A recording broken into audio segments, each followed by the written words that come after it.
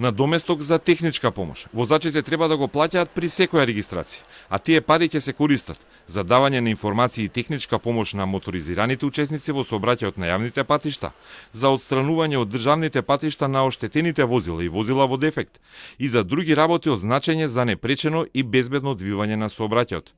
Дефиницијата е во членот 64 од Законот за јавни патишта, но тој надоместок досега не се наплатувал, бидејќи немало избрано фирма за да ги прибира тие пари. Но хеликоптерската итна помош, односно проектот Сархемс, ќе го смени тоа. Иако владата не го објави договорот за јавно-приватно партнерство во јавноста, преку опозицијата протекоа 3 барања кои приватниот партнер скандинавецот со босанско потекло Саша Ѓаковиќ ги упатил до владата. Во едно од нив, Ѓаковиќ, односно компанијата од Шведска, со скопска човек фирма, бара владата да изготви уредба за прибирање на надоместок. Ова право, приватниот партнер го бара врз основа на член 66ж од Законот за јавни патишта, со кој е предвидена воздушна помош за повредените. Но спомнатиот член е поврзан со техничкиот надоместок, односно фирма која на јавен повик ќе биде избрана за услуги за патишта која ќе го наплаќа тој надоместок од сите возачи. Во моментот, при регистрација не се наплаќаат такви услуги, провери Телма во неколку станици за технички преглед.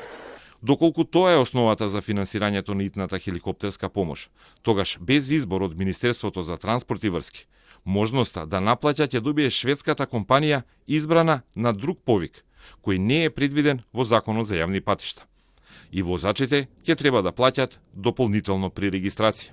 Договорот меѓу генералниот секретар на владата Драги Рашковски и Ѓаковиќ, кој е сопственик на човек фирмата Сархемс, е потпишан пред 1 месец, но досега не е објавен, а се крие начинот како ќе се обезбедат пари за проектот, предвидени на околу 9 милиони евра годишно. И Рашковски и Ѓаковиќ тврдат дека граѓаните нема да ги чини ништо плюс и дека надоместокот ќе се прибира врз основа на позитивните законски прописи во Македонија. Опозицијата бара да се објави договорот и обвинува власта дека прави милионски криминал. Доколку ова не е криминал на власта во заминување, тогаш што треба да направат за јавното обвинителство да се освести и да преземе мерки? Ги кријат договорот и неговите анекси, како што змијата ги крие нозете.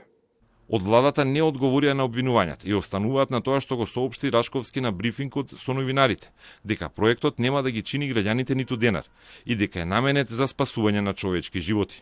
Јанушев објави уште 2 барања од странскиот партнер, владата да обезбеди и простор, како и летачки и здравствен персонал за новата итна хеликоптерска помош.